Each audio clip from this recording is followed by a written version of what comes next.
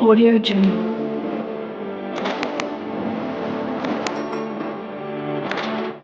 1930 भारत विशाल भूमि British औपनिवेशिक शासन के लोहे के मुट्ठी के नीचे कराह रहा था।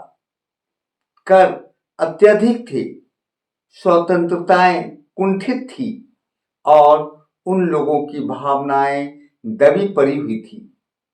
भारतीय स्वतंत्रता आंदोलन के सम्मानित नेता महात्मा गांधी अपने देशवासियों के हृदय में प्रतिरोध की ज्वाला प्रज्वलित करने का रास्ता खोज रहे थे। अब स्वतंत्रता के इस अमूर्त विचार को रोजमर्रा की जिंदगी से ठोस मुद्दों से जोड़ने के लिए महात्मा गांधी को एक नया रास्ता ढूंढना ही था। नमस्कार दोस्तों, मैं Rakesh sir, Rakesh knowledge corner के तहत आपको नमक आंदोलन के बारे में बताने आया हूं। महात्मा गांधी जी नमक कर को अपना लक्ष्य बनाया। 31 जनवरी 1930 को उन्होंने वाइसराय इरविन को खत लिखे। इस खत में उन्होंने 11 मांगों की उल्लेख किया गया था। इसमें से कुछ मांगे सामान्य थी, जबकि कुछ मांगे उद्योगपतियों से लेकर किसानों तक विभिन्न तबकों के लोगों से जुड़ी हुई थी।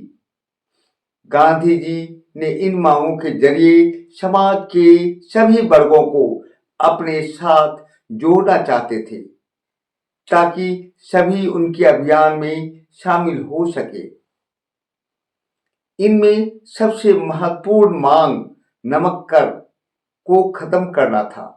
नमक का उपयोग अमीर गरीब सभी इस्तेमाल करते थे। यह भोजन का अभिन्न हिस्सा था, जिसमें से कई लोगों के लिए अफोर्डेबल नहीं था। गांधी जी ब्रिटिश शोषण का एक स्पष्ट कार्य ब्रिटिश दमन का प्रतीक माना। 12 मार्च 1930 को गांधी जी 78 अनुयायियों के साथ एक ऐतिहासिक यात्रा पर निकले। उन्होंने अहमदाबाद के साबरमती आश्रम से 240 किलोमीटर दूर दांडी नामक गुजराती तटीय कस्बों में जाकर खत्म होनी थी। गांधी जी की टोली ने 24 दिन तक हर रोज लगभग 10 मील का सफर तय किया। गांधी जी जहां भी रुकते, हजारों लोग उन्हें सुनने के लिए आते। यह कोई सामान्य तीर्थ यात्रा नहीं था, यह ब्रिटिश राज के खिलाफ अवज्ञा का एक मौन लेकिन शक्तिशाली कार्य था। मार्च की यह खबर जंगलों की आग की तरफ फैल गई। गांधी जी के साहस और दृढ़ संकल्प से प्रेरित होकर ग्रामीण ने जुलूस में शामिल होना शुरू कर दिया। उनकी संख्या प्रत्येक दिन बढ़ती चली गई। मार्च एकता का प्रतीक बन गया।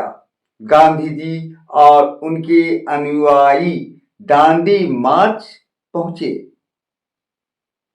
अरब सागर के तट पर ब्रिटिश अधिकारियों की चौकस निगाहों के नीचे गांधी जी ने नमक कानून की अवहेलना की।